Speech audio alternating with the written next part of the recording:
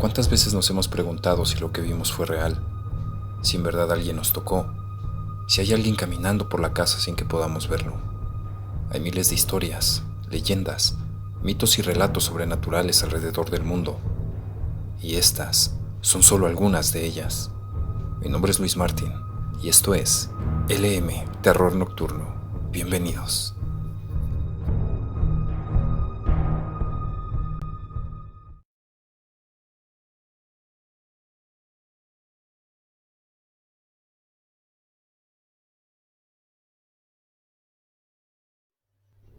La misteriosa nota del refri. Hola Luis Martín. Este relato quizá no sea muy largo, pero todo sucedió durante la pandemia. En aquellos días en que todo estaba casi paralizado, estaba un podcast de Tweetcast sobre relatos de misterio. Y esta historia fue una de las muchas que se compartieron esas noches de radio. Y ahí un día, un joven italiano, que era compañero locutor del podcast y también madrugamer desde el 2013, contó su anécdota que le había pasado varios días atrás, porque lo sucedido lo impresionó muchísimo y no encontraba una explicación lógica. Esta es su historia durante la pandemia. Soy italiano y trabajo como chef en un restaurante de la Ciudad de México. Vivo solo, no comparto departamento con nadie, y en mis tiempos libres suelo jugar como portero de fútbol. Y eso es lo único que comentaré acerca de mí. A pesar de la pandemia, seguimos trabajando algunos, aunque no hay servicio en el lugar, solo para llevar. El cliente habla y pasa a recoger su pedido, o a domicilio, por alguna de esas empresas que están en aplicaciones. Y como venía haciéndolo, cada día de cobro, también revisaba todos los insumos del restaurante y hacía una lista de lo que hacía falta. Todo siempre lo apunto en una de esas notitas que tienen pegamento por detrás y que luego pego en el refri de mi casa, de manera religiosa prácticamente. Y la pego ahí porque es lo primero que veo siempre que llego a casa. Así no olvido la lista. Ya que al día siguiente normalmente compraba lo más urgente y lo de diario. Lo demás podía esperarse un par de días. De todas maneras, siempre hacía la lista antes de que los insumos se terminaran, para tener un margen de unos días para hacer las compras. Así mantenía todo organizado y que nunca faltaran los insumos en el restaurante. Sin embargo, a pesar de tanta organización, también soy ser humano. Y un día se me pasó a hacer la lista de las compras. Y antes de llegar a casa, estaba pensando precisamente en ello. Pero estaba tan cansado porque fue un día muy atareado, de esos en que hubo mucho pedido para llevar, que no tuve ganas de regresar para revisar lo que faltaba. Pensé, mañana lo hago. Así que ese día no hubo notita pegada en el refri. Por suerte, al día siguiente hubo mucho trabajo también. Desde que llegué solo me dio tiempo de revisar los insumos de diario para los pedidos, y por ello me refiero a carnes, pescados, aves, etc. Ese tipo de insumos. Al cerrar el lugar me retiré. Estaba muy cansado, pero contento porque nos había ido muy bien 2 días seguidos. Durante el camino de regreso, y ya casi en mi casa, recordé que no tenía la lista de las compras. Lo olvidé de nuevo, aunque tenía idea de lo que debía ir anotado en esa lista.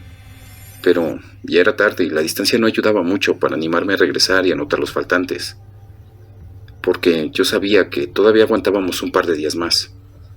Así que decidí llegar a casa y descansar. Dije, mañana será otro día. Para sorpresa mía, ese día al entrar quedé perplejo. Había una notita pegada en el refri y con algo escrito. Pero, ¿cómo puede ser? Mi corazón me empezó a latir rápidamente y me recorrió un escalofrío por todo el cuerpo. Alguien entró a mi hogar. Volteé para todos lados y lo único que enfoqué en ese momento fue el juego de cuchillos de la cocina. Corrí hacia allá y tomé el más grande. Antes de ir a ver qué estaba escrito en la notita, con miedo, comencé a revisar todo el departamento, revisando si había alguien o encontraba alguna ventana o puerta forzada. Lo único que escuchaba eran los latidos de mi corazón, y estaba comenzando a sudar de manera sorprendente. Afortunadamente no había nadie, y todo estaba cerrado y en su lugar. Así que al tranquilizarme, regresé el cuchillo a su lugar. Me serví un vaso de agua, el cual bebí desesperadamente. Con un trapo que tomé rápidamente de la cocina me sequé el sudor, y finalmente me acerqué al refri para ver la notita. Quedé estupefacto. Estaban escritos todos los insumos que necesitaba comprar, pero la letra no era mía. Nuevamente un escalofrío volvió a recorrer mi cuerpo, porque nadie más que yo hace esa lista de compras. Y como dije en un inicio, vivo solo, y nadie tiene llave de mi departamento. ¿Cómo era posible? Hasta la fecha me sigo preguntando qué pasó, y cómo esa notita misteriosa llegó a mi refri. ¿Quién la escribió? ¿Cómo sabían que era lo que yo debía de ir anotando? Quizás sea algo que nunca pueda comprender. Esa fue la historia que contó el italiano hace un par de años. Quizá tampoco es tan tétrica, pero deja pensando en lo que le sucedió en esa ocasión. Al terminar la historia y a modo de conclusión, el italiano, al no poder resolver de manera lógica ese misterio, estaba convencido de que nunca de los nuncas se está totalmente solo.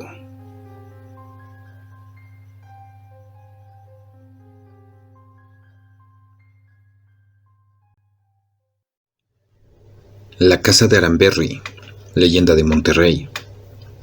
La casa se encuentra ubicada en el corazón de la capital regiomontana, en el barrio antiguo, con el número 1026 Oriente de la calle José Silvestre Aranberry, casi esquina con Diego de Montemayor. Hace 90 años, el 5 de abril de 1933, ocurrió un terrible y cruel crimen, que perturbó y conmocionó a toda la población regia de aquel entonces, porque nunca se había visto nada igual, pues se trató de la muerte de 2 mujeres que estaban en su vivienda y que fueron atacadas por conocidos. Un asesinato que alcanzó las esferas del poder, hecho del que nació una leyenda, debido a un peculiar miembro de la familia, que supuestamente ayudó a dar con los implicados gracias a su testimonio, siendo esta leyenda una de las más famosas de Monterrey y que perdura hasta nuestros días, y dice así. En dicha residencia vivía don Delfino Montemayor, que era trabajador de la fundidora de fierro y acero, doña Antonia Lozano y su hija, Florinda Montemayor Lozano. Se cuenta que el día 5 de abril, como siempre muy temprano, a veces antes de las 6 de la mañana, don Delfino partía a su trabajo en la fundidora. Doña Antonia le preparaba el desayuno y luego lo despedía como siempre. Un poco más tarde, doña Antonia y Florinda se habían arreglado para salir a pasear un rato e ir de compras. Ya estaban casi listas cuando un poco antes de abandonar su casa, alguien toca la puerta. Al escuchar, doña Antonia se dirige a la puerta y abre. Un grupo de hombres con el rostro cubierto sorprendieron a doña Antonia y a Florinda. Con empujones ingresaron a la casa y sometieron a las 2. Cuenta la leyenda que los asaltantes cuestionaron a las mujeres sobre la fortuna que guardaban mientras las amenazaban con armas punzocortantes. Se dice que mientras 2 de los hombres las cuestionaban, los otros 2 inspeccionaban la casa y robaban objetos de valor. Sin embargo, Antonia logró identificar la voz de uno de los hombres, Gabriel Villarreal, su sobrino. Este, al verse descubierto, le pidió a sus compañeros que abusaran de las mujeres y las mataran. Delfino regresó a su casa y atestiguó el asesinato de su familia. La casa estaba revuelta y los cuerpos de Antonia y Florinda mostraban varias heridas con arma blanca. Sus rostros estaban desfigurados. Habían charcos de sangre y sus cabezas estaban casi desprendidas. Al ver todo ello, llamó inmediatamente a la policía. El doble asesinato en una de las familias más renombradas y respetadas de la ciudad provocó que el gobernador en turno, Francisco A. Cárdenas, y el alcalde de Monterrey, Plutarco Elías Calles Jr., se involucraran y aceleraran las investigaciones, designando a un detective que dio con los asesinos tan solo 11 días después. Sin embargo, las personas cuentan que se logró dar con los responsables gracias a un testigo presencial que los asaltantes olvidaron borrar, y que terminó siendo el héroe de la leyenda, ya que fue quien los delató. Se trataba de la mascota familiar, un loro. Se dice que en presencia de la policía, comenzó a repetir algunos diálogos de lo que había sucedido horas antes. Entre ellos, comenzó a decir unas frases de manera frenética, que fueron claves para dar con los asesinos. «¡No me mates! ¡Por favor! ¡No me mates, Gabriel! ¡No me mates!». Se cuenta que con dicha información gritada por el loro, don Delfino recordó que un sobrino que se llamaba Gabriel trabajaba en una carnicería cercana, y junto con la destreza de los investigadores fue lo que logró resolver el caso. aunque en un inicio no le dieron mayor importancia al oro, al percatarse que en la casa las cerraduras no estaban forzadas. El testimonio del loro terminó siendo relevante al caso, además de que habían deducido por la escena del crimen que uno de los motivos del doble asesinato era un robo, debido a que faltaban objetos que tenía la familia, y sabían que don Delfino guardaba dinero, particularmente en monedas de plata, y porque también, fuera de la casa, había rastros de sangre, que al seguirlos llegaban hasta la carnicería donde trabajaba Gabriel, y adentro estaban artículos que habían hurtado de la familia Montemayor, así como ropa manchada de sangre. Más tarde se comprobó que el asesinato lo cometieron al menos 3 hombres, uno de ellos Gabriel Villarreal, quien era sobrino de doña Antonia Lozano. A todos los implicados se les enjuició y dictó sentencia, pero dada la fuerte presión social, al interés de la sociedad regia y las varias manifestaciones que se dieron, en las cuales se clamaba justicia, se cuenta que a los culpables se les aplicó la ley fuga durante un traslado, el 28 de abril de 1933, siendo fusilados en La Loma, en Suazua, pese a tener fecha de sentencia de muerte, y que los cuerpos de los hombres fueron exhibidos en el antiguo Hospital González, hoy Hospital de Zona. Algunas fuentes afirman que el asesinato de los culpables fue producto de una orden del señor don Delfino. Los cuerpos de las mujeres fueron enterrados en el Panteón de Dolores. Se cuenta que don Delfino continuó habitando la casa, pero no se sabe por cuánto tiempo o si vivió ahí hasta su muerte, la cual se tiene registrada en diciembre de 1957. Pero lo que sí se sabe es que lo sepultaron sus hermanas, también en el Panteón Dolores, en Monterrey. En años posteriores, algunas familias llegaron a habitar la casa y también llegó a ser ocupada como negocio, como el caso de una doctora, que rentó y estableció su clínica dental y consultorio hasta 1985. Después de ello, la propiedad quedó abandonada. Sin embargo, la historia no terminó ahí, pues las leyendas de apariciones popularizaron el sitio, haciéndose las suposiciones de que tantos habitantes y que no permanecían por mucho tiempo se debía a los fenómenos paranormales y apariciones, por lo que salían huyendo de ahí. Es por ello que en algunas fuentes se menciona que el lugar se clausuró porque en la vivienda empezaron a registrarse sucesos paranormales, entre ellos gritos y lamentos que podían escucharse por las noches. Se cree que pueden ser las almas de doña Antonia y de su hija Florinda, que no han podido descansar en paz. Aunque hoy luce en ruinas la vivienda, aún continúa siendo uno de los lugares más misteriosos del centro de Monterrey. Se sabe que los loros son aves que tienen la capacidad de reproducir sonidos, pero ¿qué tan cierto es que aquel 5 de abril de 1933, el testimonio del loro de la familia fuese importante para esclarecer el robo y crimen cometidos en la casa, y que gracias a ello se atrapó a los criminales? Aquí hay algunos datos reales. El expediente real del caso se puede consultar con permiso especial y se encuentra en el Archivo General del Estado, ubicado en el Parque Fundidora. Este expediente fue consultado por el historiador Leonardo Marrufo. No podemos dar toda la información que el historiador obtuvo, porque solo hablamos de leyendas, mitos o relatos, pero de manera breve presentamos algunos hechos puntuales de lo que fue modificado o no en la leyenda. 1. Don Delfino sí descubrió la escena del crimen al llegar a su hogar. 2. La escena del crimen no fue descrita en la leyenda, tal como fue encontrada, porque al parecer, los investigadores indicaron que fue uno de los crímenes más perturbadores y con más saña que habían visto hasta ese momento. 3. Tanto madre como hija se dedicaban a los quehaceres del hogar, de acuerdo con el expediente. No eran mucho de salir. 4. Efectivamente, las cerraduras no habían sido forzadas, deduciéndose que los responsables de dicho asesinato ingresaron con el consentimiento de las mujeres. 5. Se confirma que sí hubo robo de objetos valiosos y de al menos 3,600 pesos, muchísimo dinero en aquel entonces, y era producto de la venta de una antigua propiedad de la familia y de los ahorros que tenían. 6. Los investigadores sí siguieron el rastro de sangre desde la casona ubicada en la calle de Aramberry hasta una carnicería, donde encontraron casi toda la evidencia del crimen. 7. En el archivo que existe del caso, no se hace mención por ninguna parte del supuesto testimonio del loro. 8. Gabriel no era familiar de doña Antonia Lozano. 9. Quienes planificaron y llevaron a cabo el crimen fueron dos sobrinos de don Delfino Montemayor, Fernando y Eliodoro Montemayor, en complicidad con Gabriel Villarreal, dueño de una carnicería que se ubica en las calles Doctor Cos y Abasolo. Emeterio González de León trabajaba en la carnicería y Pedro Ulloa, el chofer que los habría trasladado. 10. Todos fueron detenidos. El expediente deja en claro que al primero que agarraron fue a Gabriel en la carnicería, y confiesa que conoce a los dos sobrinos de Delfino, quienes a su vez involucraron a los otros dos hombres. 11.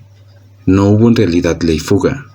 Durante algunos careos, los trasladaron a Sauzúa y de regreso escaparon, por lo que la policía les dispara. Datos curiosos. Por muchos años, curiosos y turistas solían entrar a observar el interior de la casa.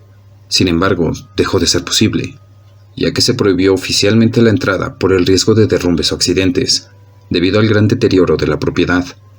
A pesar de ello, seguían entrando, por lo que cuentan con protecciones que impiden el paso, así como la entrada y las ventanas se cubrieron con cemento y ladrillos, ya que la fama de la casa hizo que muchas personas entraran a la fuerza para realizar actividades relacionadas con la brujería. También se cuenta que familiares, descendientes directos de la familia Montemayor, durante el año 2009, lograron vender la casa. Otros cuentan que la familia realizó una solicitud al Estado con el fin de preservar la vivienda y convertirla en un museo, pero no se obtuvo una respuesta. Sea como sea, al presente la propiedad no ha sufrido algún cambio notorio, así como tampoco se encuentra protegida por el INAH, Instituto Nacional de Antropología e Historia, de Nuevo León. La propiedad también ha sido objeto de diversos reportajes e investigaciones, en su mayoría, para descubrir si en la casa ocurren los sucesos paranormales que se cuentan, o tal vez, algún otro.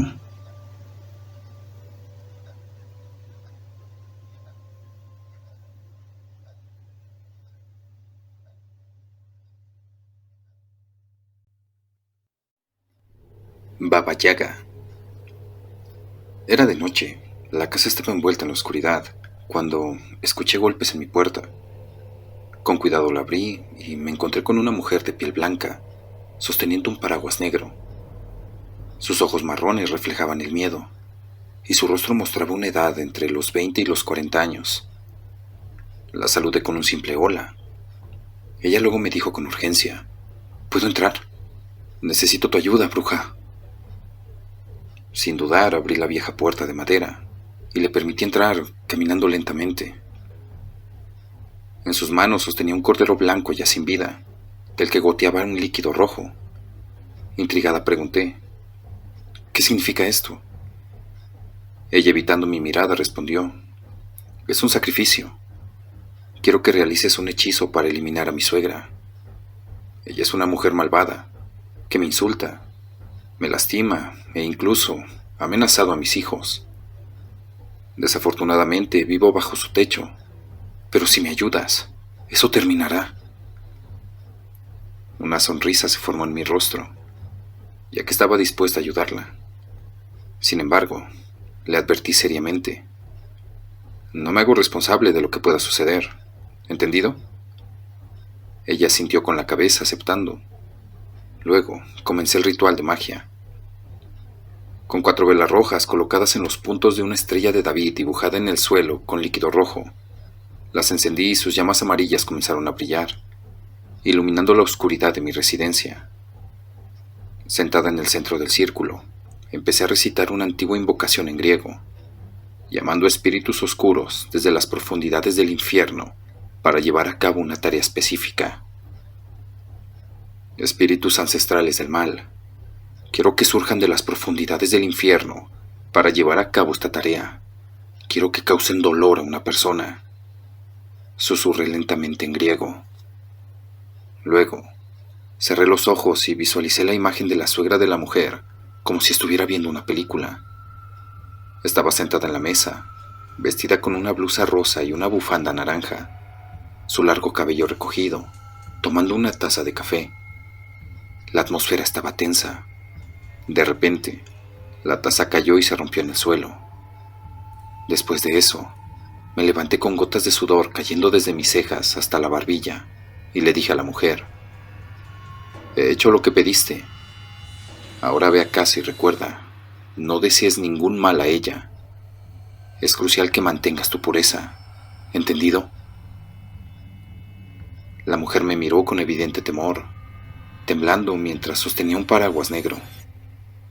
Incluso cuando estaba fuera y yo sostenía la puerta de madera marrón, repetí: «Recuerda mantener la pureza, sin odio ni ira. Eso es fundamental». La mujer parecía distante, con la mirada perdida hacia abajo.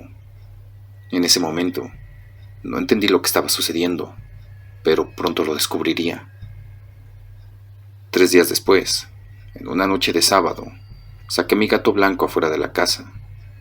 Maulló y corrió hacia el césped.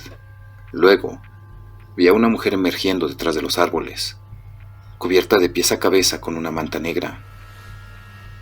Se acercaba de manera escalofriante. Pregunté: «¿Quién está ahí?». Pero ella no respondió. Entré rápidamente, agarré una vela y regresé afuera, iluminando la oscuridad mientras repetía: «¿Quién está ahí?». Cuando la mujer se acercó más, se detuvo y reveló su rostro usando ambas manos. Me quedé sorprendida, porque era la misma mujer que había venido la semana anterior, pero algo estaba terriblemente mal. Su rostro estaba lleno de protuberancias rojas, idénticas a las que vi en la suegra. Con los ojos muy abiertos grité: «¡Tonta! Te advertí que no cultivaras odio. De lo contrario, el hechizo se volvería en tu contra». No se puede crear nada bueno con odio. El odio solo destruye.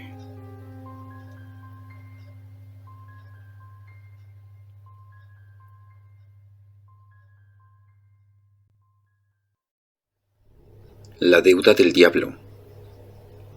Se cuenta que en la Nueva España vivía un hombre muy avaro, muy miserable y muy cruel. Se llamaba Rodrigo Hurtado de Alanís. Se le conoció por su depravación y por los múltiples sanguinarios y salvajes actos que cometió en su vida. También se sabía que don Rodrigo jamás demostró la más mínima pizca de piedad. Para él trabajaba un mozo de nombre Pedro Almaraz, quien cumplía todas sus órdenes al pie de la letra, incluso llegar a matar a los esclavos que intentaban fugarse de su yugo. Todos creían en la inquebrantable lealtad y fidelidad de aquel sirviente, pero en realidad era ficticia, solo por conveniencia, ya que Pedro, en el fondo de su alma, odiaba a su patrón. Don Rodrigo no solamente era cruel con sus esclavos, sino también era implacable y voraz al cobrar las rentas de sus tierras. Solo su presencia inspiraba miedo a los desamparados. Un día, acompañado de su criado, llegó a cobrar a casa de Bernardo de Molina, que le rentaba uno de sus predios. En vano fue que los criados de Bernardo corrieron a esconderse, ya que don Rodrigo los alcanzó montando a caballo y a gritos les ordenó: «Avisen a su amo que lo estoy buscando». Bernardo, quien era un hombre débil de carácter, salió de la casa y se encontró con don Rodrigo, quien de manera muy déspota le dijo: «Vengo a que me dé el dinero de la renta que me debe». Don Bernardo, muy preocupado, respondió: «Espéreme a mañana, don Rodrigo. Mi vecino don Rafael del Toro me va a prestar el dinero para pagarle». Don Rodrigo le advirtió: «Solo le doy un día de plazo. De lo contrario, lo echaré de mis tierras». Al día siguiente, en cuanto Bernardo consiguió el dinero, de inmediato se lo llevó al viejo avaro. Don Bernardo dijo: «Deme mi recibo que avala mi pago, don Rodrigo». Don Rodrigo le contestó: «Regrese mañana, don Bernardo. Entonces le entregaré el documento». El incauto Bernardo creyó en sus palabras y salió de la casa sin imaginar que aquel cruel avaro jamás le entregaría el recibo. Bernardo regresó a la casa del malvado hombre al día siguiente, pidiéndole su recibo. «Nunca me entregó algún dinero, don Bernardo. Ha de estar ebrio como siempre y confundido», dijo don Rodrigo. En vano fueron las súplicas de Bernardo. Aquel hombre sin alma se negó rotundamente a entregarle el recibo. Bernardo se refugió en el vino como única solución a su problema. Su esposa inútilmente trató de alentarlo. Le suplicó que dejara de beber y que mejor buscara la forma de conseguir ese recibo.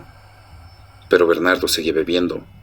sin tomar en cuenta las palabras de su esposa, al punto que hasta ella misma dudó en que Bernardo hubiera efectuado el pago. En ese preciso momento, Bernardo se asomó por la ventana y vio que don Rodrigo y Pedro estaban llegando. En efecto, el viejo avaro fue a darle un ultimátum. Don Rodrigo, gritando enfurecido, decía: «Bernardo de Molina, te esperaré solo hasta esta noche. Si no pagas el alquiler de mis tierras, te echaré de ellas». Bernardo, aún con la botella de vino en la mano, se asomó por la ventana, gritando desesperado: «Bien sabe usted, don Rodrigo, que le he pagado. Entrégueme mi recibo. Tengo testigos de que le he dado el oro». Don Rodrigo, haciendo caso omiso de sus palabras, contestó molesto: «Te repito que estás ebrio y no me has pagado nada. ¿Quién podría ser tu testigo si solo eres un asqueroso borracho? Tengo por testigo a su criado Pedro Almaraz. Él vio cuando le pagué». Pero don Rodrigo no le hizo caso, y entonces don Bernardo pronunció una horrible blasfemia: «Maldito seas, avaro, que el diablo te lleve hasta el fondo del infierno, que las brujas te saquen los ojos y que Satanás devore tus cochinas entrañas». La esposa de Bernardo intentó calmarlo, pero Bernardo siguió gritando: «Que me oigan todos. Maldigo a ese perverso avaro, a quien el diablo habrá de llevarse». Cuando estuvo más tranquilo, tomó una siesta para luego ir a la casa de don Rodrigo a exigir su recibo. Al llegar la noche, don Bernardo se dirigió a la casa del avaro a exigir su recibo. Cruzó el monte y llegó a las cercanías, pero no se atrevió a entrar, ya que los efectos del alcohol, que por la mañana le habían dado la valentía suficiente para enfrentar a aquel hombre, ya habían desaparecido, y mejor regresó a su casa sin haber logrado nada. Al día siguiente, Pedro, el criado de don Rodrigo, encontró muerto a su amo en la estancia de su casa, ahorcado con la cuerda de una bota de vino. Entonces, llamó a las autoridades para dar conocimiento de los hechos. Cuando el alguacil le preguntó si tenía idea de quién podría haber cometido el asesinato, Pedro respondió que posiblemente Bernardo de Molina, ya que el día anterior había amenazado de muerte a don Rodrigo en un completo estado de ebriedad. Todos sabían que Bernardo casi siempre estaba borracho, así que la autoridad no dudó de Pedro y ordenó la aprehensión de Bernardo. Don Rafael del Toro, vecino de Bernardo, ya estaba enterado de la muerte del avaro y de la orden de arresto, por lo que le avisó a Bernardo de todo lo que sabía. La primera reacción de Bernardo fue alegrarse de la muerte del viejo. Parecía no interesarle que lo señalaban como el culpable.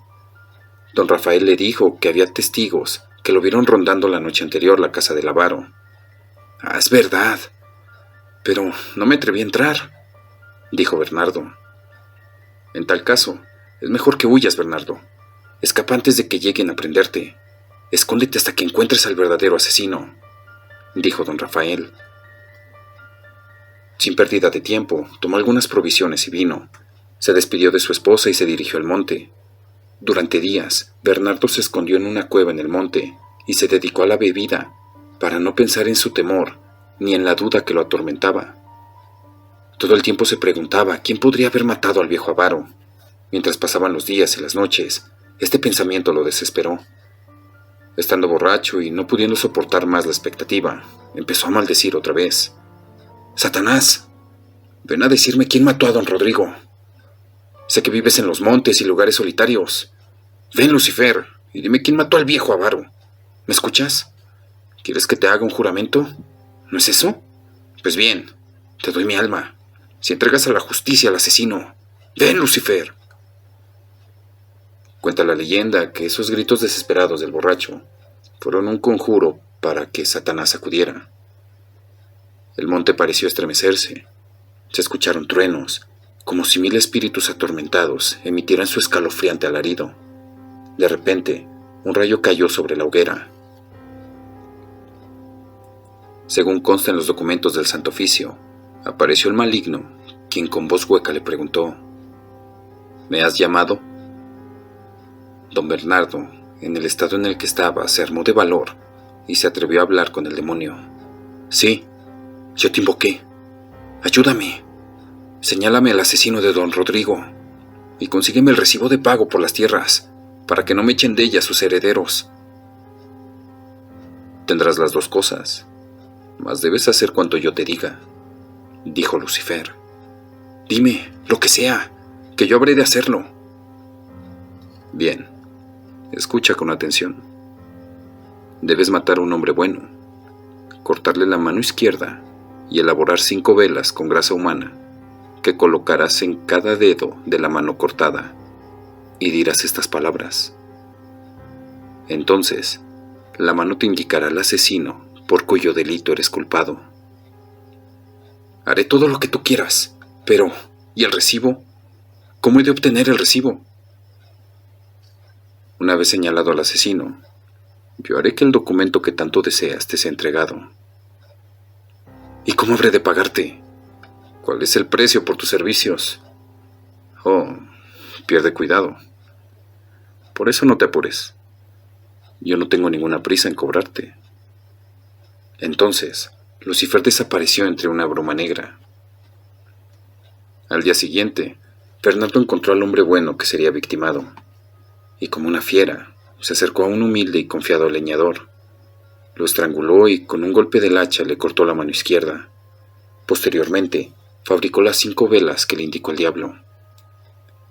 Concluido el extraño ritual y el conjuro que le dijera a Satanás, Bernardo encendió las velas que colocó entre los dedos de la mano cercenada y dijo: «Ahora sí, mano maldita, en nombre de Lucifer, muéstrame al asesino de don Rodrigo». La mano se levantó del suelo señalando hacia una dirección. Bernardo gritó como loco: «Espérame, mano vengadora, ensillaré mi caballo y te seguiré». Cabalgó en la oscuridad, por el camino que la mano le iba indicando, hasta llegar a la propia casa del viejo avaro. La mano se detuvo frente a aquella casa, donde se encontraba Pedro Almaraz, el sirviente. De un tremendo golpe, la mano abrió la puerta, y al tiempo Bernardo de Molina entró en el cuarto donde Pedro miraba aterrado aquella mano flotante, encendida con las 5 velas, y que lo señalaba como el asesino de su amo, don Rodrigo. Entonces, el criado asustado exclamó: ¿Qué significa esto? ¿Qué es esa mano? Por Dios, Bernardo, ¿qué acto de brujería es este? Presa de súbito terror, cuando la mano se le acercó, como obedeciendo un mandato, gritó: «¡No, no! ¡Retírate!», gritaba Pedro Almaraz. Bernardo le exigió que confesara el crimen antes de que aquella mano lo ahorcara. Pedro, temblando y lleno de pánico, exclamó: «Sí, confieso. Yo lo maté, pero por piedad, haz que la mano desaparezca». Don Bernardo, triunfante, le dijo: «Mañana deberás ir al Santo Oficio para confesar tu crimen. De no hacerlo, vendré nuevamente por la noche y traeré esta mano para que te ejecute». Bernardo emprendió el camino de regreso a su casa, llevando en mente un solo pensamiento: ¿cómo obtener el recibo prometido? Y como si el maligno lo hubiese escuchado, súbitamente apareció y le dijo: «Te lo daré de inmediato. Sígueme», le dijo Lucifer. Entonces, impulsado con una fuerza endemoniada, como si seres espantosos lo empujaran, Bernardo siguió al diablo, y poco antes de que dieran las 12 de la noche, estaban en el cementerio. El demonio se detuvo ante la tumba del viejo avaro e hizo una siniestra invocación: «Rodrigo Hurtado de Alanís, abandona por un momento las regiones infernales en que habitas. Yo, Lucifer, te lo mando. Sal ahora». Entonces ahí, a medianoche y ante la tumba del avaro, tuvo lugar un acto infernal. El cuerpo descarnado de don Rodrigo se levantó del ataúd y dijo: «Ordéname, que yo te obedezco, señor de las tinieblas. Entrega a Bernardo de Molina el recibo por el oro que te dio», le ordenó Satanás. El horrible esqueleto obedeció y entregó a Bernardo el documento. No bien Bernardo había recibido aquel papel, se sintió otra conmoción en el campo santo. Brotaron llamas y un humo negro pestilente, y de a poco Bernardo se fue quedando solo en el panteón, mirando aquel recibo, papel por el cual entregó su alma a Satanás.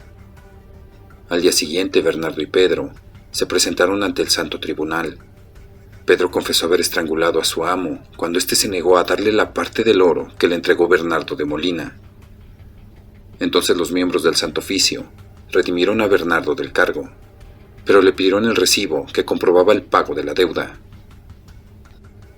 Cuando Bernardo se los entregó, ellos se quedaron atónitos, ya que les resultaba imposible creer que el recibo tuviera fecha del día anterior y aún la tinta estuviera fresca. Entonces le preguntaron: ¿cómo obtuvo el recibo, don Bernardo de Molina? El avaro lo firmó y me lo entregó anoche, contestó. El fraile del Santo Oficio repuso: ¿acaso estás loco, Bernardo? ¿O falsificaste este documento? No, no estoy loco. Juro que anoche me lo entregó el mismísimo don... Y no supo más que decir. Se turbó y siguió. El avaro. No, don... que salió de su tumba al conjuro de Satanás. Yo... No pudo terminar de hablar, ya que en ese preciso momento se dio cuenta que había caído en la trampa del diablo. Dice la leyenda que el demonio le soltó la lengua y le hizo revelar el pacto celebrado en el monte. Entonces el Santo Oficio lo tomó preso, acusado de prácticas demoníacas. En vano, como poseído, Bernardo de Molina trató de desvirtuar lo que antes había dicho, y precisamente ante el Santo Tribunal. Por favor, les ruego que no me hagan caso. De repente digo muchos disparates, dijo Bernardo. El Santo Oficio, al escuchar tantas contradicciones, carió a los hombres, y entonces Pedro reveló el asunto de la mano cercenada. El fraile dijo: no nos cabe duda, este individuo se valió del maligno. Asiéntense como hechos las declaraciones de los hombres aquí presentes. Posteriormente, Bernardo de Molina fue sometido a severos tormentos hasta que dijo la verdad. 3 días más tarde, el Santo Tribunal dictó su fallo. Ambos, Bernardo y Pedro Almaraz, serán ahorcados y después quemados públicamente. Sus cenizas se esparcirán en el aire, dijo el Santo Oficio.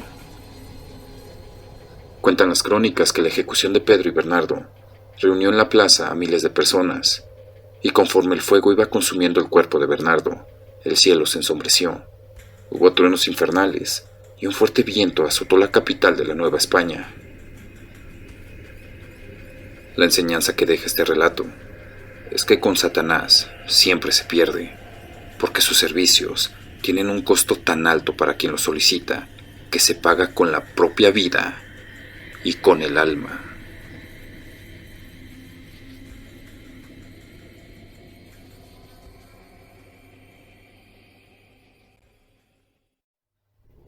Cuando los demonios atacaron a la policía. Lo que les contaré el día de hoy sucedió en Gary, Indiana, Estados Unidos. Hasta la fecha, todavía se debaten los hechos que ocurrieron en la casa de la familia Ammons. Todo pasó algunos años atrás, y aunque todo está registrado en un informe policial de cerca de 800 páginas, así como en grabaciones de psicofonías de respaldo y muchas fotografías de la casa con imágenes extrañas, parece no haber lugar a dudas ni equivocaciones cuando dijeron: la casa estaba abarrotada de demonios. ¿Qué es lo que pasó en esa casa? En la calle Caroline había una hermosa casa a la cual se mudó la Toya Ammons, con sus 3 pequeños y amados hijos. No pasó mucho tiempo viviendo en la casa, cuando la Toya comenzó a percatarse de algunos extraños sucesos que no podía explicar tanto a ella como a los niños. Y se trataban de empujones y golpes que salían de la nada, pues cuando volteaban no había nada ni nadie que los hubiese propinado. Al poco tiempo, toda la familia comenzó a ver sombras paseándose por pasillos y habitaciones de la casa.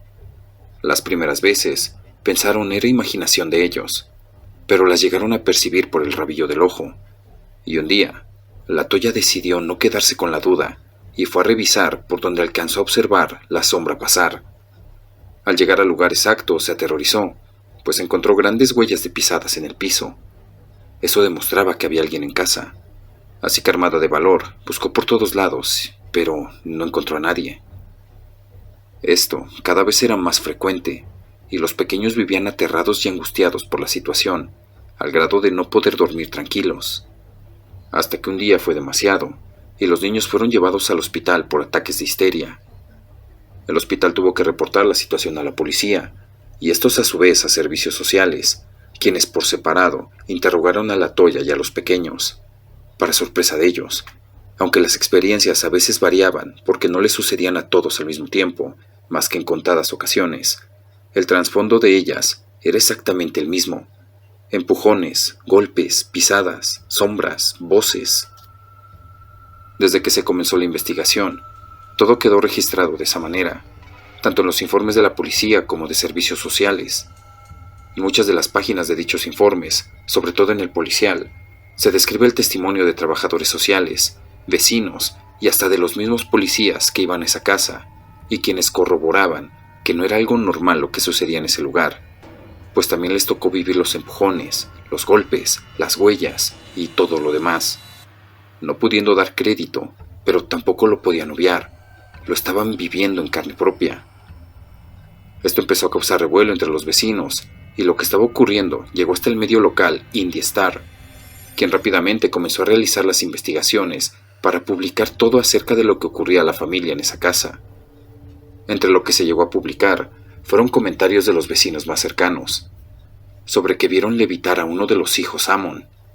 Al darse a conocer esto, una pediatra que llegó a atender a los pequeños confirmó dicha historia, diciendo que en una de sus consultas también vio levitar a uno de los pequeños antes de que éste perdiera el conocimiento. Era tal la desesperación de la Toya que llamó a un sacerdote, Michael Maginot, quien después de revisar la casa y observar a los miembros de la familia, también concluyó que algo malo sucedía en esa casa. La familia ya se encontraba cansada y agotada, no solo por las cosas paranormales que les sucedían, sino también por ser objeto de investigación, sobre todo la Toya, por parte de la policía y servicios sociales, por supuesto maltrato a los menores. Y además, tenían encima a la prensa y vecinos que no dejaban de acosarlos, porque querían más anécdotas. Un día los niños comenzaron a faltar a la escuela, pero ya maestros y directivos habían reportado a servicios sociales con anterioridad el extraño comportamiento que estaban teniendo cada uno de ellos en sus respectivos salones de clases.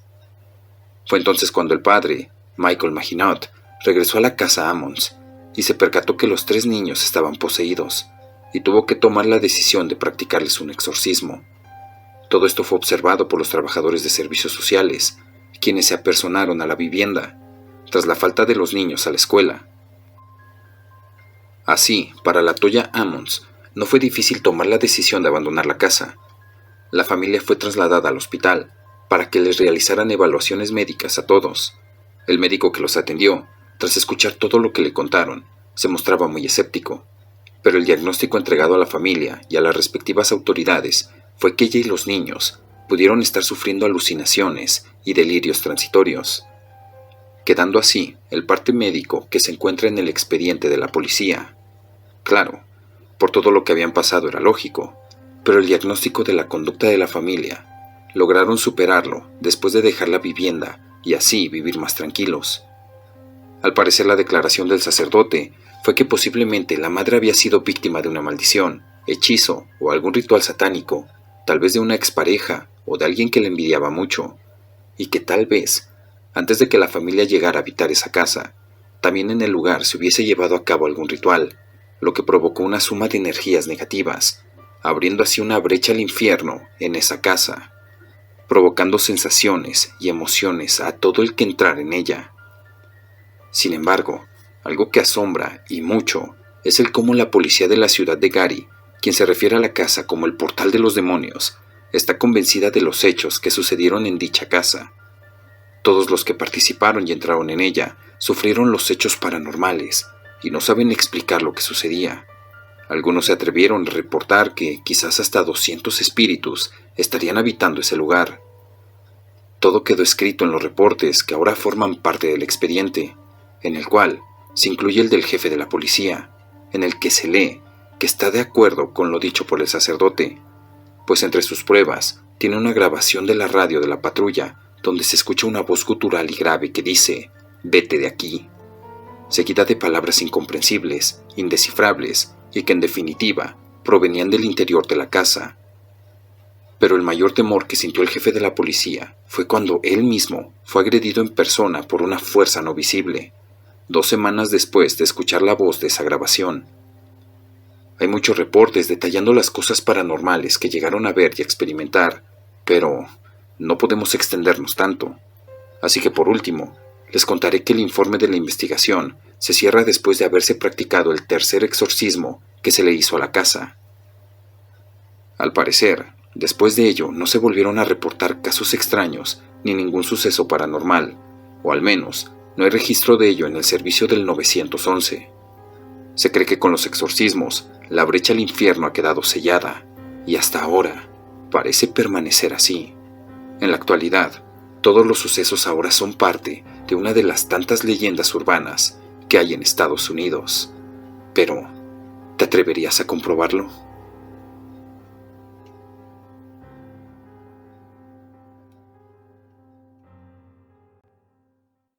Juan Machete y su pacto con el diablo. Esta es una de las leyendas consideradas más conocidas de los llanos orientales colombianos.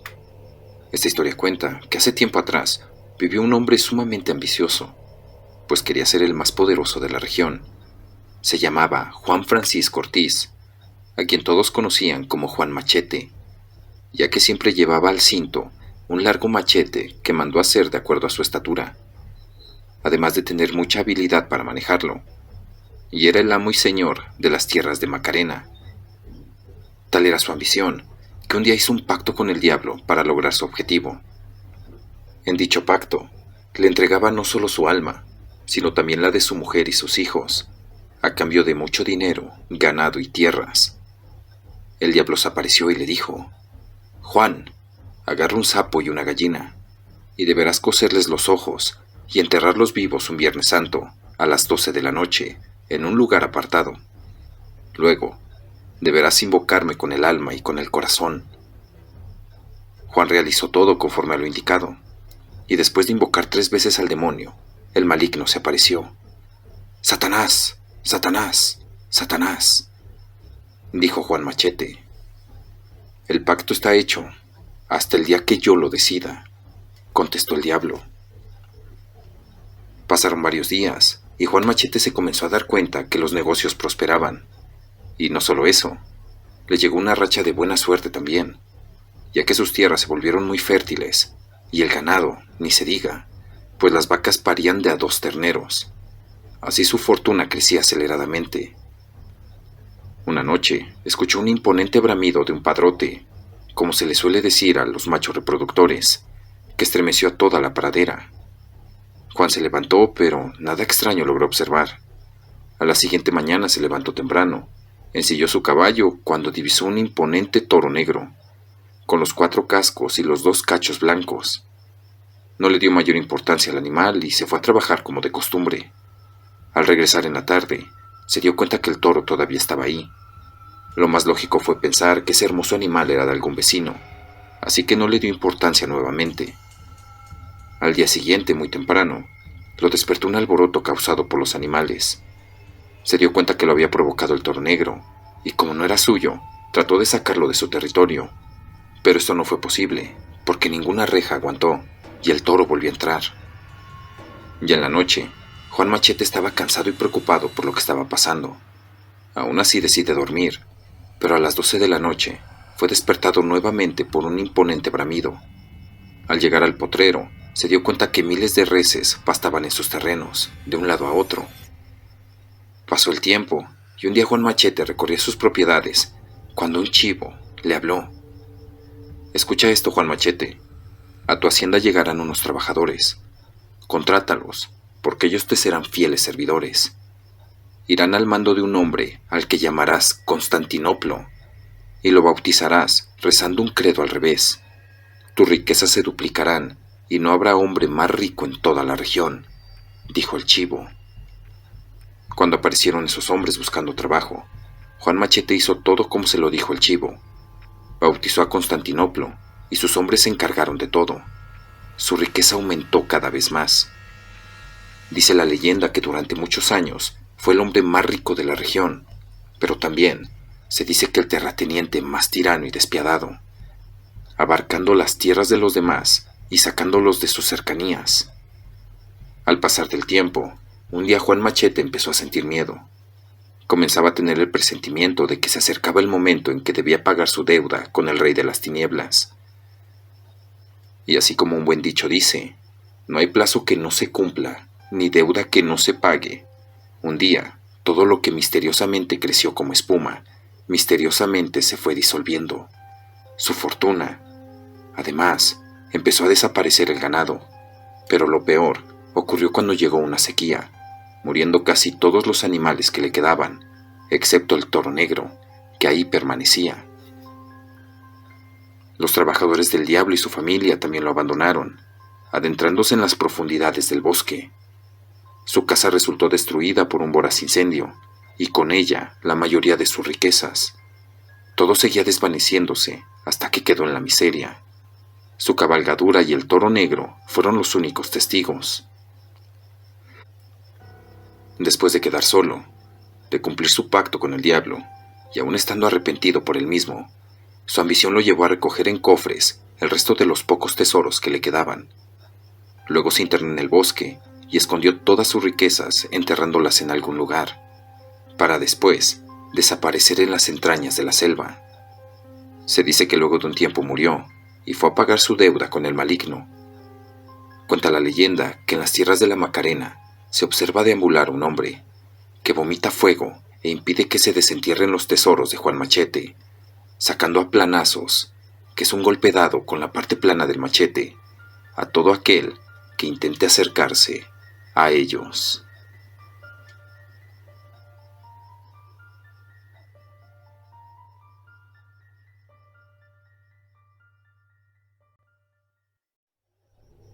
La casa de los tubos.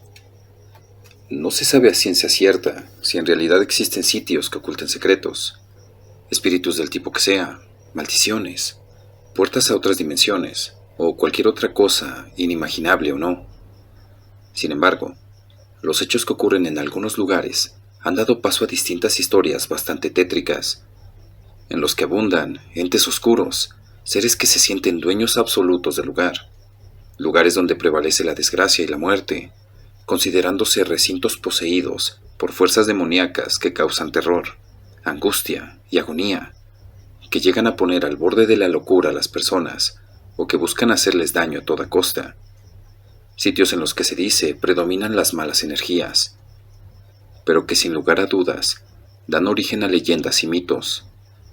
Uno de esos lugares se ubica en la República Mexicana, más precisamente en el municipio de Guadalupe, Nuevo León, aunque se le considera como uno de los lugares abandonados más populares de la ciudad de Monterrey, ubicado al sur de la ciudad, quizá porque se dice que todo lo ocurrido ahí fue real, y por los relatos de miedo que se cuentan acerca del sitio.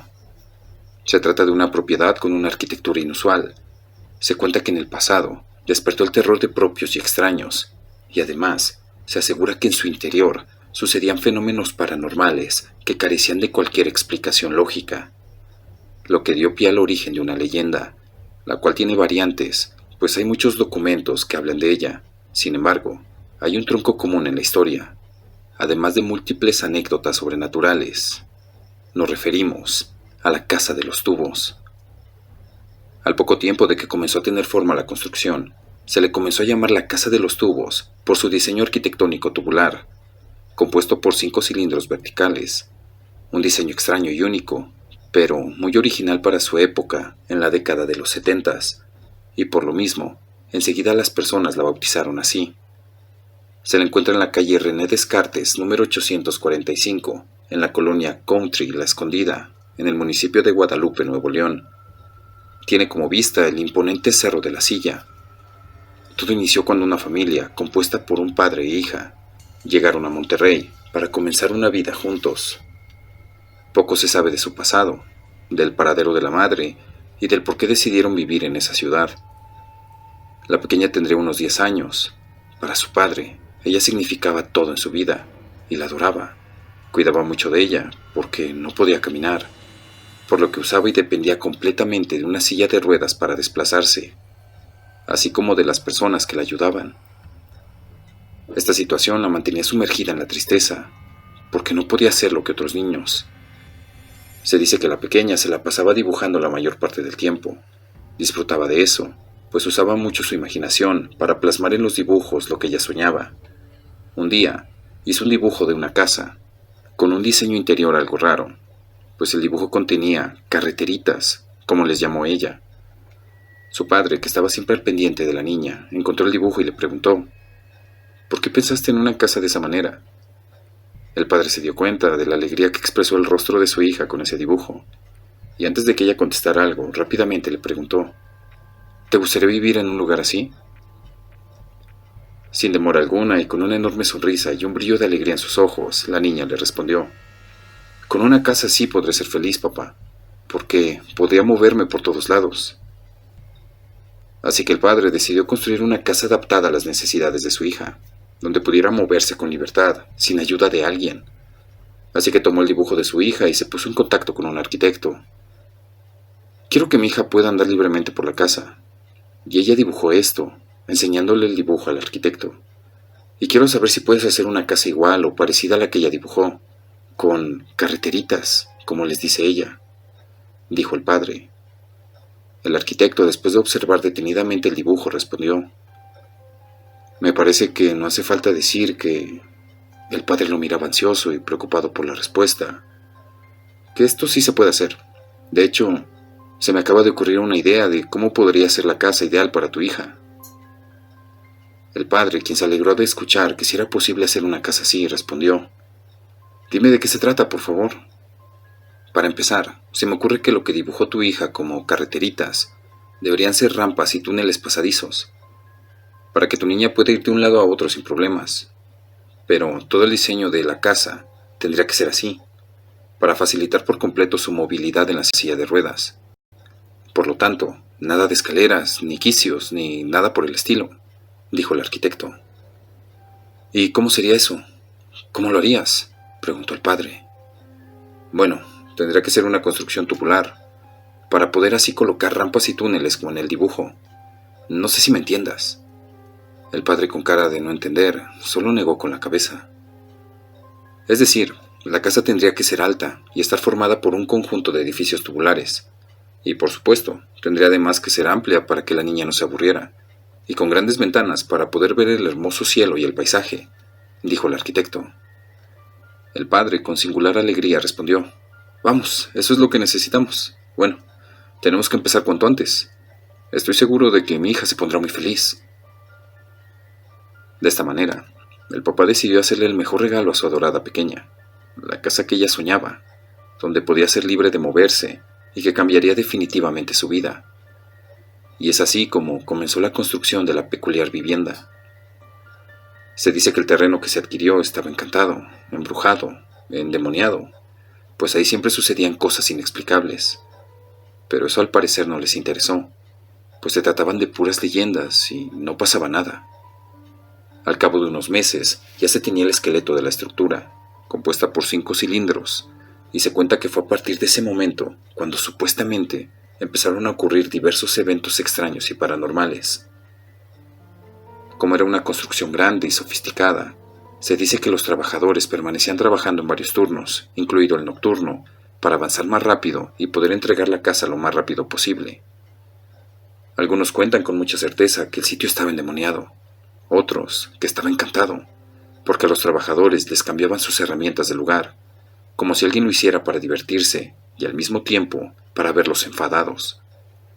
Pero aquel enfado con el tiempo se fue convirtiendo en miedo, pues además empezaron a escucharse ruidos raros en la construcción y no sabían explicar de dónde provenían.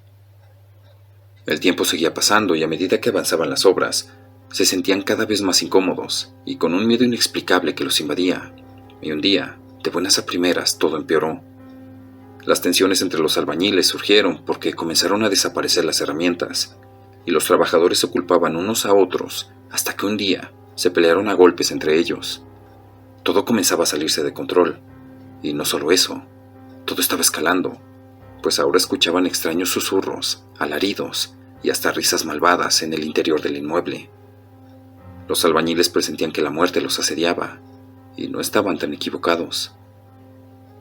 Faltaba poco tiempo para que la casa estuviera terminada, y la convivencia entre los trabajadores distaba mucho de ser buena, por lo que algunos, para limar asperezas y mejorar la convivencia, deciden que todos deberían reunirse, hacer un pequeño festejo después del trabajo para resolver las diferencias. Se cuenta que un día después de la fiesta, solo 3 hombres llegaron a trabajar temprano, ya que todos habían bebido mucho alcohol, a excepción de uno de esos 3. Se trataba de Alberto, el trabajador más serio y reservado. Como era el único sobrio, se acordó que él trabajaría en la planta superior, mientras que los otros 2 resolverían los detalles en la segunda planta. Nadie sabe exactamente cómo ocurrió, porque además todo sucedió muy rápido, pero de repente, los 2 albañiles de la segunda planta oyeron unos gritos de terror. Sintieron cómo sus corazones comenzaron a latir muy rápido, y la necesidad de querer soltar todo lo que tenían en las manos y escapar de ese lugar lo más rápido que sus piernas se lo permitiesen. Sin embargo, ambos quedaron paralizados, y con mayor razón, al reconocer en ese grito la voz de Alberto. Antes de que pudieran emitir palabra alguna y preguntarle si todo estaba bien, oyeron un golpe seco contra el hormigón. Alberto yacía muerto en el suelo, con los ojos muy abiertos como si hubiese visto al mismísimo diablo. Al llegar la policía, poco se habló. El ambiente que había en el lugar influyó mucho. Un miedo silencioso también se apoderó de los corazones de los oficiales. A partir de ese momento, el miedo invadió también a los maestros albañiles, los jefes de cuadrilla y hasta el mismo arquitecto, por lo que tuvieron que armarse de valor y seguir con las actividades diarias. Algunos días después volvió la desgracia a la construcción. Mientras todos trabajaban, un albañil que maniobraba cerca de una ventana se cayó. Dicen algunos que una extraña corriente de aire lo lanzó al vacío, aunque las razones fueron y son inexplicables. Lo que sí se sabe es que todos se quedaron atónitos y pasmados al darse cuenta de la cara de sufrimiento en el hombre, y que antes de exhalar el último aliento dijo: «No quiere que estemos aquí». Dichas palabras dejaron a todos los presentes helados. El pánico se apoderó de todos. Ahora sí estaban más que seguros de que la desgracia y la muerte los acechaban en ese lugar. Como resultado, muchos hombres decidieron abandonar la obra por algunos días, mientras que otros renunciaron por miedo.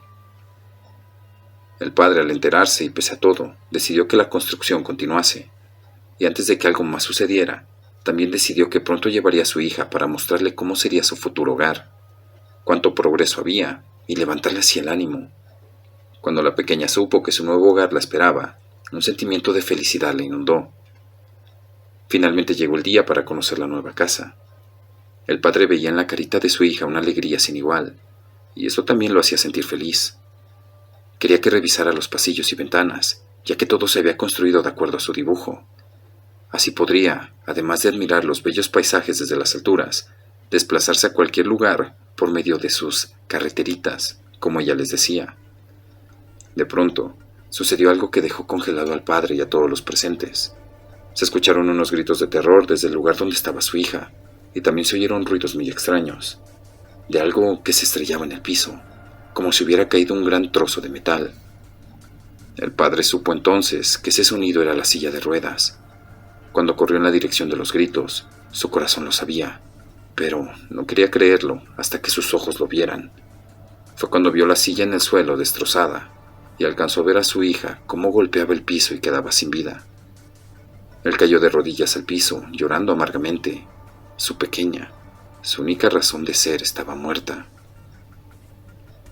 De esta parte existen algunas variantes en la leyenda. En algunas se dice que el padre la dejó sola en el último piso para que lo viera todo, mientras él revisaba los avances de la construcción. En otras, que de manera inexplicable llegó hasta el último piso. Algunos dicen que ella sola lo logró, y en otra versión, que una fuerza sobrenatural la levantó y la llevó hasta el último piso. Sea de la manera que sea, en todas las versiones, la niña cae desde lo alto de la casa. Después de todo lo sucedido con la pequeña, nadie quería volver a ese lugar, y fue a partir de ese momento que las obras se detuvieron y abandonaron por completo.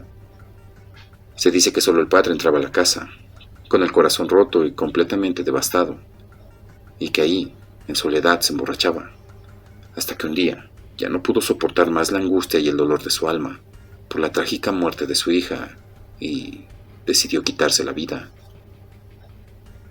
Aquí hay otras anécdotas y mitos sobre la casa de los tubos. En realidad, no queda claro si la construcción se terminó o no. Algunos mencionan que es una vieja construcción que quedó inconclusa, y otros que inexplicablemente se terminó de construir. Por otra parte, Se dice que la propiedad fue comprada y que fue remodelada conservando el diseño original entre los años 2016 y 2019. Otros dicen que en 2016 se decidió demoler la casa y dar vida a una nueva estructura, acabando así con la leyenda. Sin embargo, al parecer, la casa de los Tubos sigue ahí, abandonada y en ruinas. Los vecinos de la casa siempre han asegurado que desde lo ocurrido, por las noches, se escuchan ruidos extraños y se lo atribuyen a los espíritus del padre y de la niña que merodean la propiedad, pues sus almas se quedaron ahí atrapadas por las terribles muertes que tuvieron. Otros aseguran han escuchado a la pequeña llamar a su padre llorando de una forma desconsolada. Después de eso, se escuchan ruidos extraños.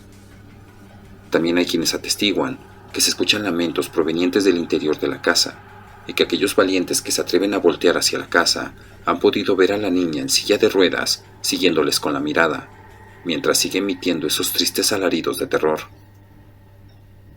Los pocos valientes que han llegado a entrar a la casona aseguran que llegan a ver apariciones y sombras y que en las entrañas de la casa se albergan entidades oscuras del más allá.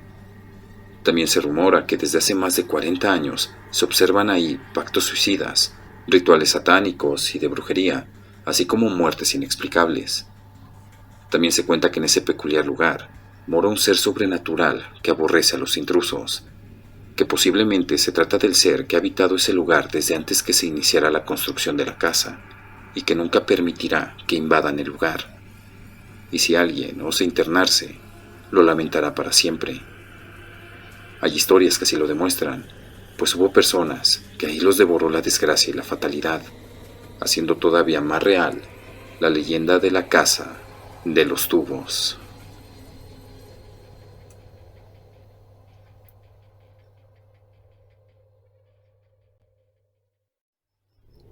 Sarah Ellen, la vampiresa del Perú.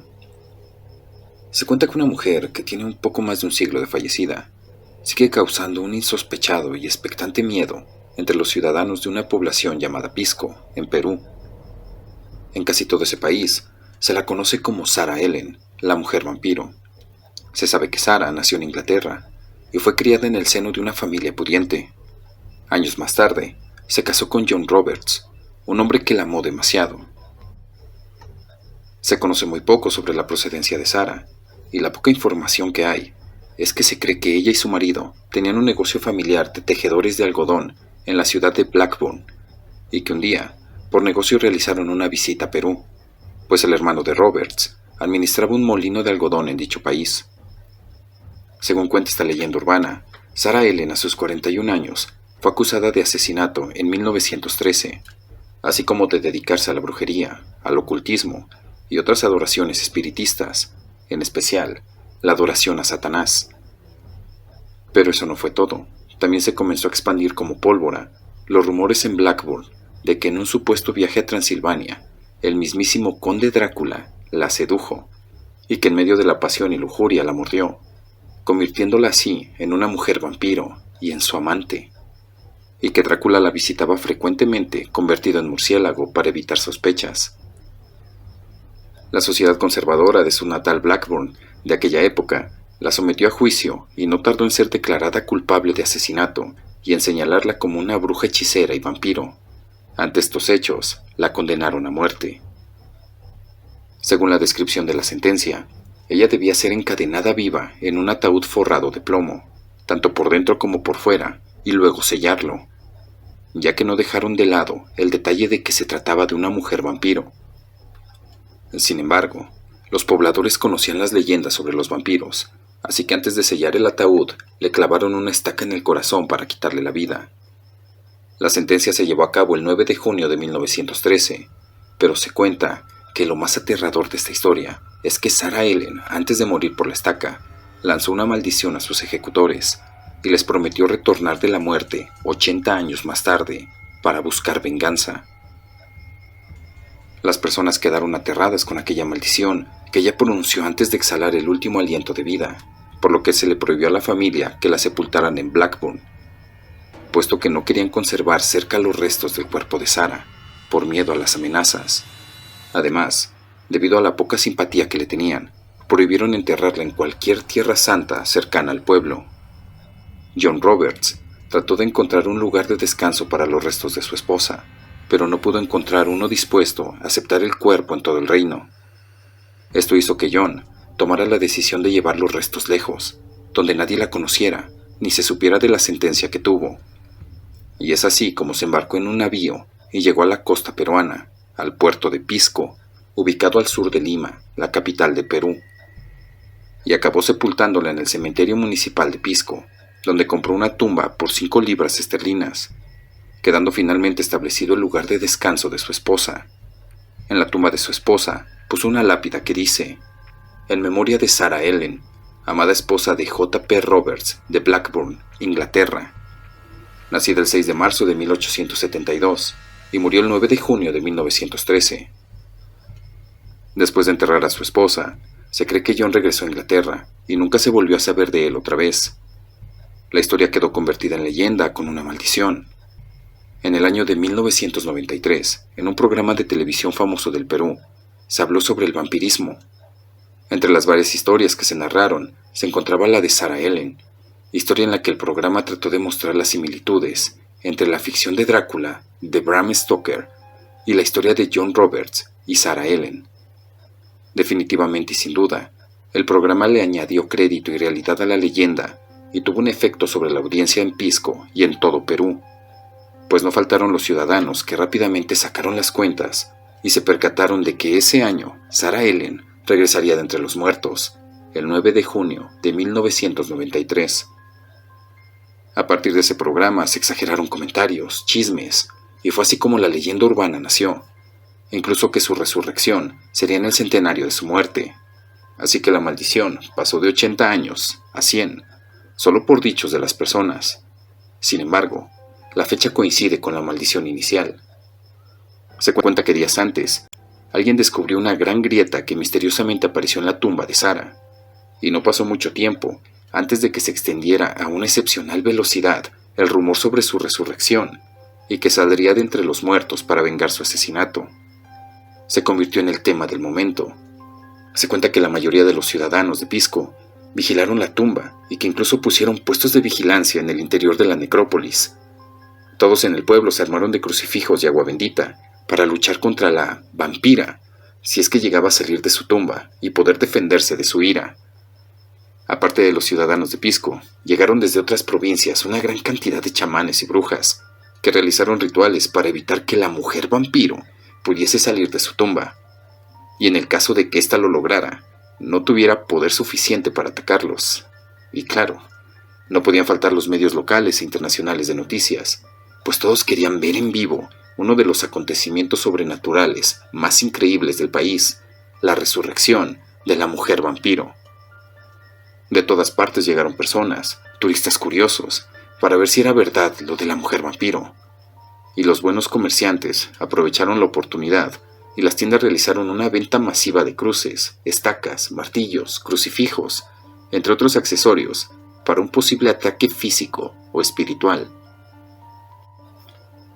La policía tuvo que moverse rápidamente debido a la gran cantidad de ciudadanos, turistas y medios de comunicación presentes en el cementerio y sus alrededores. Las personas levantaron campamentos y colocaron estrados cerca de la tumba para ver si revivía la vampira. Literalmente, se hizo un espectáculo. Se comentó que hubo mucha presión por todos lados para la exhumación del cuerpo, desde las autoridades de la ciudad de aquel entonces hasta por los medios internacionales, por lo que un fuerte resguardo policial tuvo que rodear la tumba, ya que por la negativa de la fiscalía para abrir el nicho, algunos interesados en el evento querían hacerlo con sus propias manos, ya que querían ver el cuerpo y grabar o presenciar algún movimiento extraño durante la fecha de resurrección. Las horas transcurrieron y el día 9 de junio de 1993 seguía avanzando, hasta llegar a la noche, y nada. La tumba no presentaba algo extraordinario. Nada se rajó, la lápida no se movió. Todos, tanto espectadores como policías, se amanecieron. El 10 de junio se fueron retirando, cabizbajos, porque no habían presenciado ningún acontecimiento paranormal. Días después, se volvió a examinar la tumba y observaron que estaba intacta y que la resurrección no se realizó. Esto se lo achacaron a los ritos chamánicos que se llevaron a cabo ese día, que quizás habrían realmente surtido efecto y servido como escudo protector. Nadie sabe a ciencia cierta qué sucedió ese día, pero al parecer, algo misterioso pasó que selló su tumba. Se cuenta que la policía estuvo unos días más montando guardia en la tumba, para evitar que alguien cometiese el delito de profanación. Con el pasar de los días, las personas olvidaron aquel posible suceso sobrenatural. Algunos aseguran que el poder de Sarah Ellen es tan grande que en el último terremoto que devastó la ciudad de Pisco, su mausoleo fue el único que quedó en pie e intacto, mientras todo a su alrededor se derrumbó. Algunos hasta creen que es una santa, que tiene un sinfín de curaciones y milagros. La fe hacia ella crece cada día, aunque no sea todavía reconocida por la iglesia, así como crece el número de fieles seguidores y creyentes. Muchos residentes del lugar afirman que se trata de un alma pura porque ha realizado varios milagros, luego de solicitarlos con fervor a su tumba. Aún quedan algunas interrogantes, como ¿y si hubiese revivido, habría tomado venganza contra quien estuviese presente en ese lugar? Si ustedes hubieran vivido en Pisco o cualquier otro lugar de Perú y supieran de la leyenda, ¿habrían estado presentes para ver revivir a Sarah Ellen? ¿Se hubiesen arriesgado a las consecuencias de la maldición? ¿No revivió por no estar en suelos del Reino Unido? ¿Qué tal que sí lo hizo y nadie se enteró y buscó la manera de regresar al Reino Unido? ¿O en realidad, será que se quedó sellada la tumba y se está esperando a que cumpla otro siglo más para su resurrección, u otros 80 años, como dice la maldición?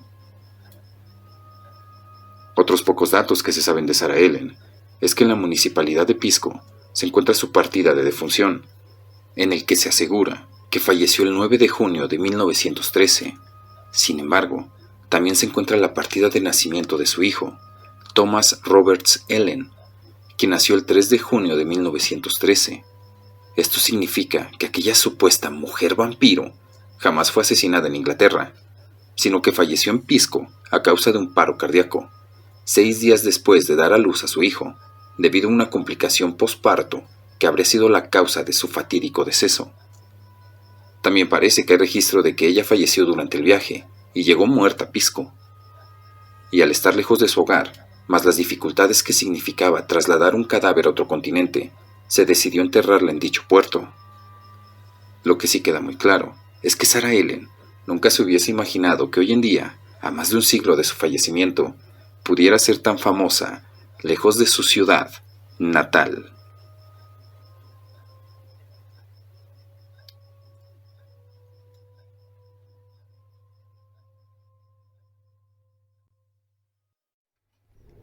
La aterradora experiencia de un trailero. Mi nombre es Alfredo. He trabajado como trailero durante más de 10 años, pero recientemente cambié de empresa. De hecho, hubiera seguido trabajando ahí, pero cuando mi amigo Johnny me dijo cuánto pagaban en su empresa, prácticamente le rogué para que me consiguiera un trabajo ahí. Él me refirió y por suerte conseguí el empleo después de una breve entrevista. La entrevista en sí fue muy extraña, porque me hicieron unas preguntas que no esperaba, tales como: ¿alguna vez has abandonado tu vehículo en medio de la carretera? ¿Tienes miedo a la oscuridad? ¿Eres religioso?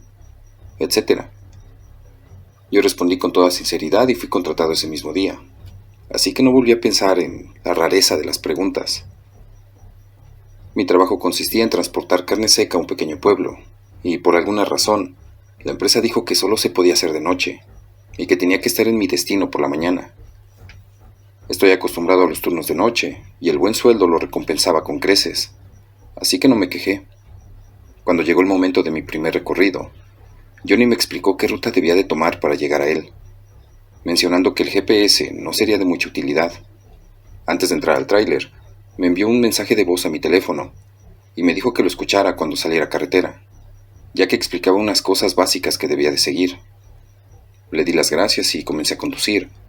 Cuando llegué al camino que Johnny me dijo que tomara, abrí el mensaje que me envió y me di cuenta que era una grabación de audio de él. Esto es lo que decía: Hola Alfredo, bienvenido a la empresa. Sé que eres un conductor experimentado, pero nuestra empresa tiene una lista de reglas que debes seguir estrictamente mientras conduces. Te las voy a explicar aquí, y asegúrate de seguirlas estrictamente. También te enviaré un mensaje de texto para que puedas seguir las reglas en caso que no recuerdes alguna. Ahora bien, en primer lugar, asegúrate de encender las luces altas y mantenerlas encendidas en todo momento. Esto debido a que ese camino en especial se encuentra demasiado oscuro. De hecho, puede que incluso notes que aún con las luces encendidas está muy oscuro. Pero no dejes que eso te preocupe. Dentro de las primeras 10 millas, es posible que veas un letrero indicando que hay un callejón sin salida más adelante. Ignóralo y sigue conduciendo.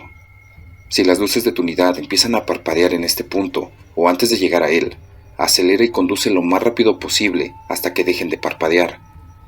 Es posible que en este punto veas a un anciano pidiendo un aventón junto a la carretera. Asegúrate de detener tu unidad y preguntarle a dónde va. Si dice a la ciudad más cercana, déjalo entrar. Pero si dice algo más, no lo recojas. Acelera y no mires hacia atrás. Si lo dejas entrar, permanecerá callado durante 1 hora mientras conduces, y luego te pedirá que te detengas y lo dejes salir. Esto a pesar de que está en medio de la nada. Haz lo que te diga, pero una vez que salga, no lo mires mientras camina hacia la oscuridad. Ya estando durante la milla 20, es probable que empieces a escuchar ruidos de golpes o gruñidos que vienen de la parte trasera del tráiler. Ignóralos. Desaparecerán más rápido si mantienes una velocidad de conducción constante, así que intenta hacerlo. Antes de llegar a la milla 30, asegúrate de apagar tu radio. Si la mantienes encendida, bajar el volumen no funcionará, así que asegúrate de apagarlo. Este punto es realmente importante. En la milla 35, tu radio se encenderá repentinamente y estará al máximo de volumen. Es muy importante que prestes atención aquí. Si se reproduce una canción, cualquier canción, simplemente baja el volumen o apaga la radio. Pero si solo se escucha estática, detén tu unidad de inmediato, apaga el motor, acuéstate sobre el asiento y cierra los ojos. Trata de estar lo más quieto posible y mantén tus ojos cerrados. Escucharás golpes sobre el parabrisas y el techo, pero estarás bien, siempre y cuando tengas los ojos cerrados. Incluso si escuchas que se abre la puerta del tráiler, no te muevas. Lo que sea que la haya abierto, la cerrará cuando termine de olfatear la cabina. Una vez que los ruidos hayan desaparecido, podrás abrir los ojos lentamente y acto seguido, mirar la ventana del conductor. Si la ventana está empañada, espera 1 minuto más, y si no lo está, podrás volver a sentarte y continuar conduciendo. Al llegar a la milla 50, comenzarás a ver algo corriendo hacia tu tráiler en 4 patas, al costado de la carretera. No importa qué tan rápido vayas, siempre llevará el ritmo de tu camión, pero te recomiendo mantener una velocidad de al menos 60 millas por hora. Trata de mantener tu vista al borde de la carretera, porque hay una curva, y después de pasarla, la criatura desaparecerá. Pero si la criatura te sigue después de la curva, acelera y espera perderla en la siguiente curva. Ese tramo solo tiene 3 curvas, así que cuéntalas bien. Al llegar a la milla 70, tu camión se apagará repentinamente. Mantente lo más calmado posible e intenta reiniciar el motor lo más rápido que puedas. Por ningún motivo se te ocurra voltear por el espejo retrovisor hacia las figuras que corren hacia tu tráiler. Simplemente enciende el motor y tan rápido como lo hagas, avanza. Notarás en la milla 80 que hace mucho calor dentro de tu tráiler. No te molestes en encender el aire acondicionado porque no funcionará. Prueba quitándote la chaqueta, pero no abras la ventana bajo ninguna circunstancia. Trata de tampoco quedarte dormido, porque el camino va recto y es posible que salgas por un acantilado. Si necesitas usar el baño, hazlo entre las millas 85 y 90, y asegúrate de tener las luces altas encendidas mientras lo haces. Es muy importante considerar que no te debes salir de la carretera, ni mucho menos de la luz. Cuando estés en medio de lo tuyo, es probable que veas a alguien moverse detrás del camión justo cuando voltees a ver a esa dirección. No intentes seguirlo, porque se moverá sin cesar alrededor de la unidad, siempre a tiempo para cuando voltees, y este estará detrás de la siguiente esquina. Lo que eso quiere es que permanezcas afuera el mayor tiempo posible. Si escuchas un grito agudo en la distancia mientras estás orinando, corre hacia tu unidad y pisa el acelerador. No me importa si te orinas en los pantalones, pero no pierdas ningún segundo, solo acelera. Alrededor de las 3 de la mañana, el teléfono comenzará a sonar. No respondas, no importa quién sea, ni siquiera si te parece que soy yo. La persona que llama intentará que respondas 3 veces antes de enviarte un mensaje. Tampoco lo abras. De nuevo, quien quiera que sea, solo ignóralo. En la milla 100, es posible que veas las luces de otros vehículos en la distancia que se mueven hacia ti. Si los ves, apaga las luces inmediatamente y espera que pase el otro camión. Una vez que lo haga, puedes volver a encender tus luces. Repite el proceso para cualquier vehículo que se acerque. No toques la bocina, ni hagas nada para llamar su atención. Sigue mirando por el espejo retrovisor y si ves las luces del camión girando y volviendo hacia ti, aléjate lo más rápido posible y reza para que seas más rápido que él. Ahora bien, cuando llegues a la milla 120, verás una señal que indica una velocidad de 20 millas por hora. Reduce la velocidad a lo indicado y no superes esa cifra, ya que el sonido puede traer atención no deseada. Podrás acelerar cuando ves otra señal indicando que el límite de velocidad es mayor. Alrededor de la milla 130, es posible que veas a una mujer saludando y pidiendo ayuda. No disminuyas la velocidad, ni siquiera intentes mirarla una vez que la pases. Mira por el espejo retrovisor.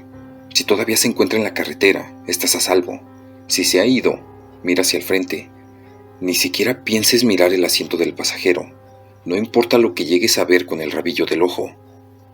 Una vez que llegues a la milla 140, estarás a salvo. Desde aquí, es un tiro directo hacia tu destino. No intentes dar vuelta a tu camión mientras estés en la carretera, porque terminarás conduciendo hasta quedarte sin gasolina, y si eso sucede, estarás casi muerto. Tampoco uses el GPS hasta que llegues a la ciudad. De hacerlo, este te llevará a un antiguo sendero que te hará conducir en círculos. Una vez que llegues al lugar del cliente, los empleados se encargarán del resto. Hazme saber si tienes alguna pregunta. Escuché el mensaje y me reí, pensando que Johnny solo quería hacerme una broma. Eso fue antes de que mis luces empezaran a parpadear.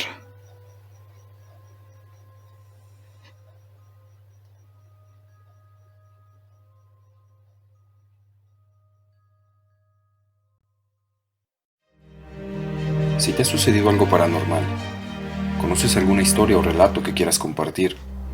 Envíalo al correo que aparece en pantalla, aportesterrornocturno@gmail.com. También puedes enviarme fotos o videos paranormales que te gustaría que publicara en próximos videos. No olvides suscribirte, compartir, dar like y activar la campanita de notificaciones. Esto fue LM Terror Nocturno. Hasta el próximo video.